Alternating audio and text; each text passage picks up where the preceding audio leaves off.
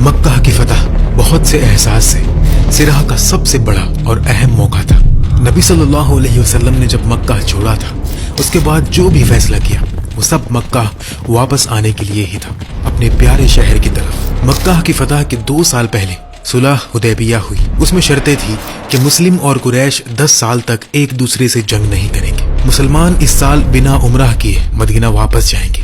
اگلے سال مسلمان 3 دن کے لیے مکہ آئیں گے، صرف مسافر کے ہتھیار لے کر۔ اگر مکہ سے کوئی آدمی مدینہ بھاگ کر آئے، اسے قریش کو واپس کرنا ہوگا، اور اگر مدینہ سے کوئی قریش کے پاس چلا جائے تو اسے واپس نہیں کیا جائے گا۔ عرب کے قبائل جسے چاہے ان کے ساتھ الائنس کر سکتے ہیں، مسلمانوں کے ساتھ یا قریش کے ساتھ۔ 2 ایسے قبائل تھے جن کی آپسی دشمنی کئی سالوں سے چل رہی تھی، بنو بکر اور بنو خزاعہ۔ بنو خزاعہ کے کچھ لوگوں نے اسلام قبول کیا اور پورے قبیلے نے نبی صلی اللہ علیہ وسلم کے ساتھ آفیشیلی الائنس کر لیا، اور بنو بکر نے قریش کے ساتھ اتحاد کیا جو آس پاس کے چند باقی مشرک قبائل میں سے ایک تھا۔ صلح حدیبیہ کے بعد بنو بکر نے بنو خزاعہ کے ایک قافلے پر حملہ کر دیا۔ اس حملے سے پہلے انہوں نے قریش سے اجازت مانگی تھی اور کہا تھا کہ ہم پرانے قتلوں کا بدلہ لینا چاہتے ہیں۔ قریش نے نہ صرف اجازت دی بلکہ خود بھی مدد کی۔ ان کے بڑے لوگ جیسے سہیل ابن عمرو اور صفوان ابن امیہ نے بنو بکر کو ہتھیار دیا۔ بنو بکر نے پھر مکہ کے قریب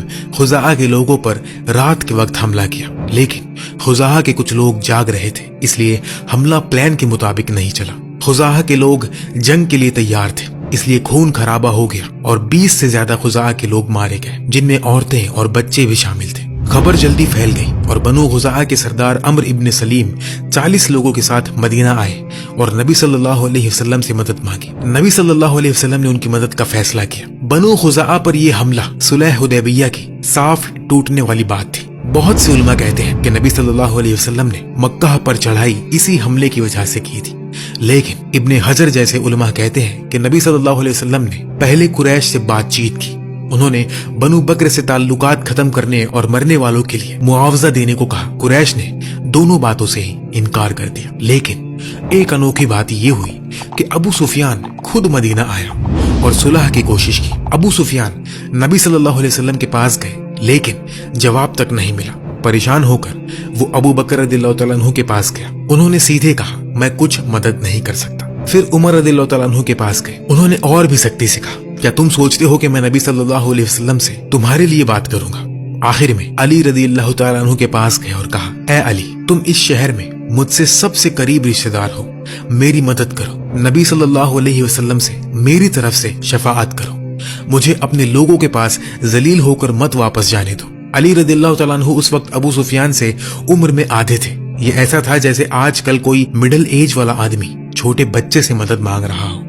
علی رضی اللہ تعالیٰ عنہ نے جواب دیا، تم پر افسوس اے ابو سفیان، اللہ کی قسم، جب نبی صلی اللہ علیہ وسلم کوئی فیصلہ کر لیتے ہیں تو ہم انہیں منا نہیں سکتے۔ اور سفیان مسجد میں گیا اور زور سے بولا، اے لوگوں، میں ابو سفیان ہوں، کیا کوئی مجھے امن دے گا؟ صحابہ نے نبی صلی اللہ علیہ وسلم کے فیصلے کے خلاف جانے کی ہمت نہیں کی۔ ابو سفیان واپس مکہ گیا، بہت ذلیل اور مایوس ہو کر اس نے ساری بات قریش کو سنائی تو انہوں نے اسے بے وقوف کہا۔ کچھ ہفتوں بعد نبی صلی اللہ علیہ وسلم نے صحابہ کو بتایا کہ ایک بہت بڑا لشکر لے کر کہیں جا رہے ہیں اور ہر لڑائی کرنے والا شخص شامل ہوگا، لیکن جگہ کا نام بھی نہیں بتایا، نہ ابو بکر رضی اللہ تعالیٰ عنہ کو، نہ عائشہ رضی اللہ تعالیٰ عنہ کو۔ نبی صلی اللہ علیہ وسلم نے بہت احتیاط کی تاکہ خبر لیک نہ ہو۔ ایک چھوٹی سی ٹولی کو الٹی طرف یعنی شمال کی طرف بھیجا تاکہ لگے کہ وہاں جا رہے ہیں۔ روانگی سے ایک دن پہلے بتایا کہ ہم مکہ جا رہے ہیں۔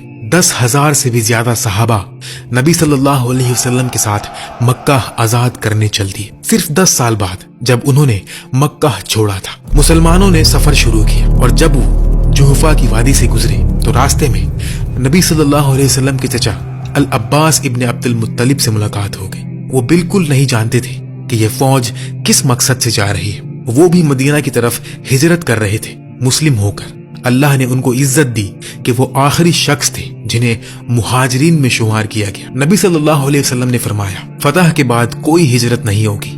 نبی صلی اللہ علیہ وسلم نے بہت خوشی ظاہر کی اور عباس رضی اللہ تعالیٰ عنہ کو حکم دیا کہ اپنے گھر والوں کو مدینہ لے جائیں اور فوج میں شامل ہو جائیں۔ جب مسلمان فوج مکہ کے قریب پہنچی تو افواہ پھیلنے لگی कि नबी सल्लल्लाहु अलैहि वसल्लम आ रहे हैं। नबी सल्लल्लाहु अलैहि वसल्लम के 2 कजिन्स जो मक्का में इस्लाम के सख्त दुश्मन थे घबरा गए और फौज के अंदर दाखिल होने से पहले बाहर ही इंतजार करने लगे। दोनों ने नबी सल्लल्लाहु अलैहि वसल्लम से राह में ही रोका और रहमत की दरखास्त की। मुसलमान फौज मर अल ज़हरान में कैंप लगाकर रुकी, जो मक्का से कम 20 किलोमीटर दूर था। नबी सल्लल्लाहु अलैहि वसल्लम ने सहाबा को हुक्म दिया कि अपने अपने कैंप में आग जला लें, यानी कुरैश को पता चल जाए कि हम यहाँ हैं। नए मुसलमान अब्बास रदियल्लाहु तआला अन्हु को कुरैश पर रहम आया।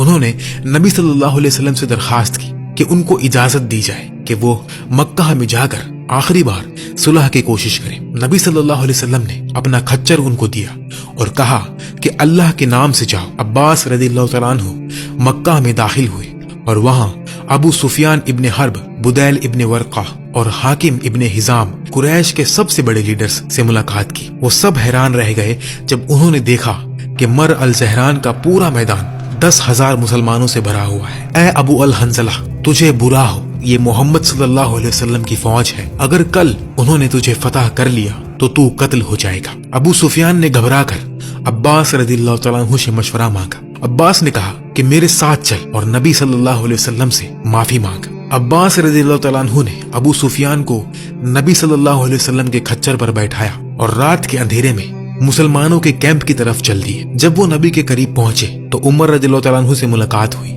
उमर ने फौरन पहचान लिया और कहा, अबू सुफियान, अल्लाह का दुश्मन, अल्लाह का शुक्र है कि तू मुझे बिना किसी अहदो पैमान के मिल गया। अब्बास रदियल्लाहु तआला अन्हु ने बीच में आकर कहा, वो मेरी जिम्मेदारी में है।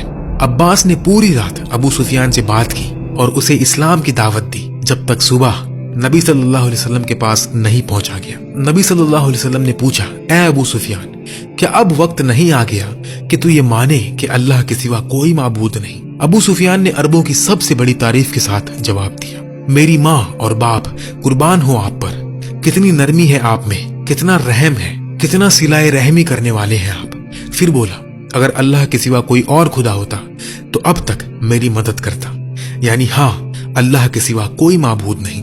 नबी सल्लल्लाहु अलैहि वसल्लम ने फरमाया, ऐ अबू सुफियान, क्या अब वक्त नहीं कि तू ये माने कि मैं अल्लाह का रसूल हूँ? अबू सुफियान चुपके से बोला, इस बात में अभी भी थोड़ा सा दिल में है।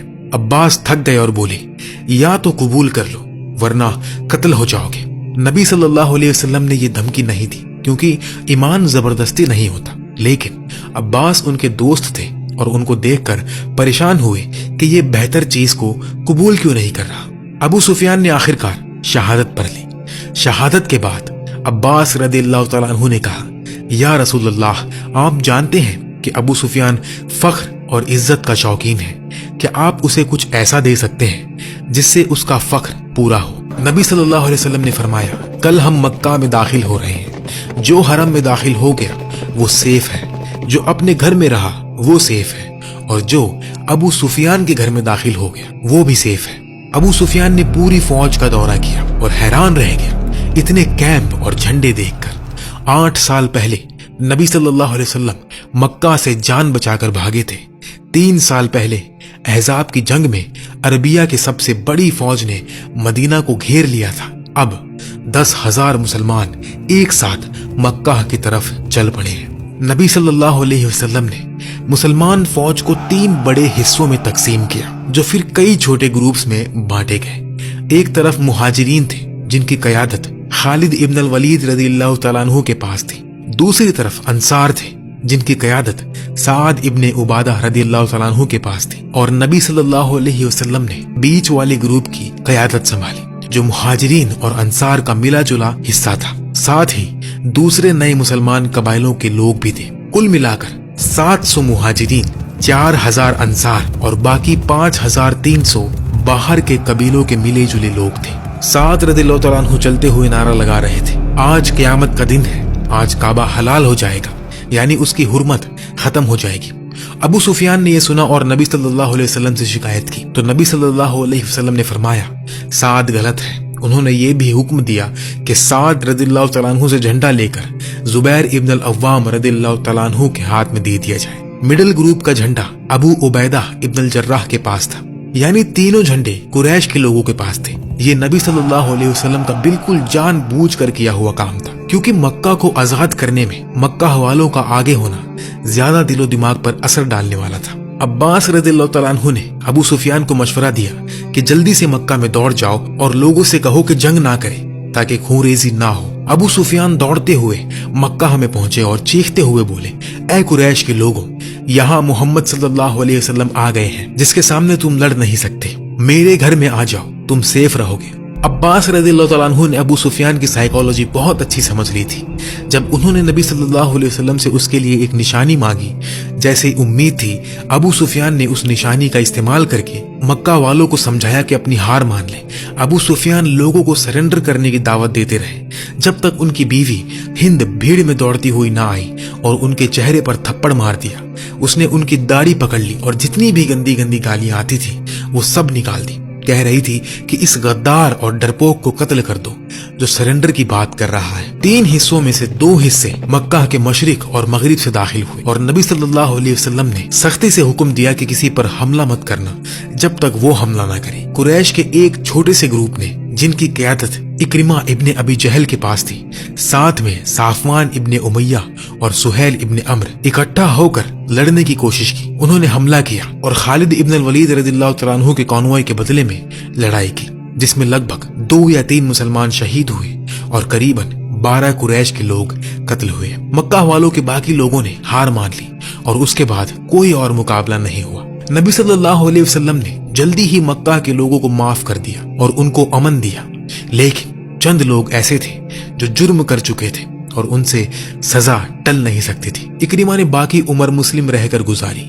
आखिर में रूमियों से लड़ते हुए शहादत पाई। वहशी इब्ने हर्ब की लिस्ट का आखिरी नाम मशहूर है कि उसने हमजा रज़ियल्लाहु तआला अन्हु को शहीद किया था। वो ताइफ भाग गया और जब ताइफ के लोग मुसलमान हुए तो उसने भी इस्लाम कबूल किया। मक्का के सब लोगों में से सिर्फ 9 लोग कत्ल की लिस्ट पर थे और उनमें से सिर्फ 4 लोगों को आखिर में कत्ल किया गया। मक्का की फतह इसलिए हुई क्योंकि सुलह हुदैबिया को तोड़ा गया जब बनु बकर ने कुरैश की मदद से बनु खुज़ाआ पर हमला किया।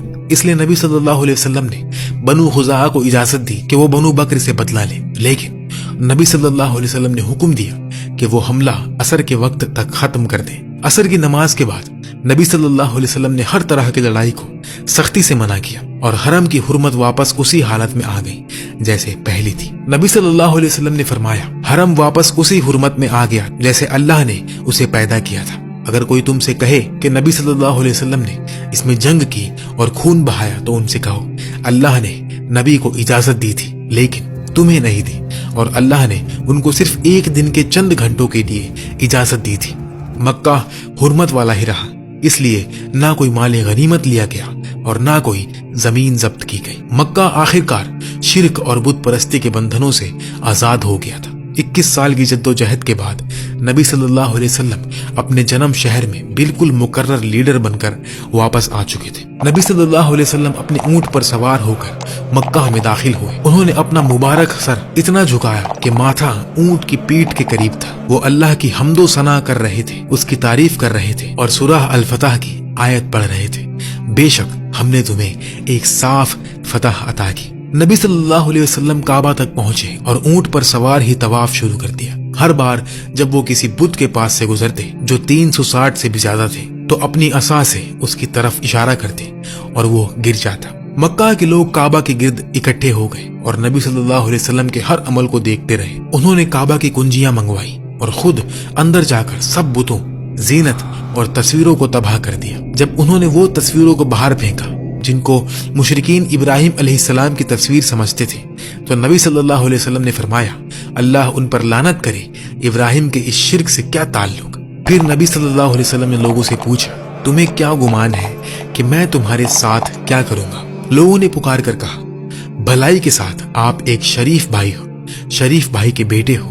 नबी सल्लल्लाहु अलैहि वसल्लम ने गहरे अल्फाज में नबी यूसुफ अलैहिस्सलाम का हवाला देकर फरमाया, जाओ तुम आजाद हो, आज तुम पर कोई इल्जाम नहीं, अल्लाह तुम्हें माफ करे, वो सबसे ज्यादा रहम करने वालों में सबसे ज्यादा रहम करने वाला है। फिर नबी सल्लल्लाहु अलैहि वसल्लम ने बिलाल रज़ियल्लाहु तआला अन्हु को हुक्म दिया कि वो काबा की छत पर चढ़कर अजान दे। वही आवाज जो जुल्म और तकलीफ के वक्त अहद अहद कहती रही थी, اب کعبہ کی چھت پر ہزاروں لوگوں کے اوپر کھڑی تھی اور مکہ کے لوگوں کو اللہ کی طرف دعوت دے رہی تھی۔